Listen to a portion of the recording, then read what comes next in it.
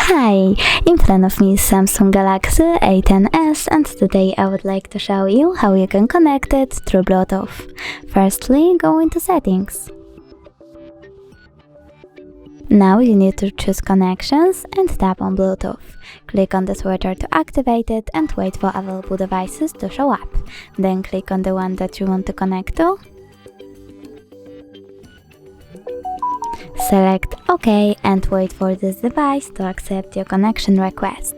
As you can see, my devices were successfully connected. If you wish to forget this connection, click on this gear icon next to the device, choose Unpair, and as you can see, now it's unpaired.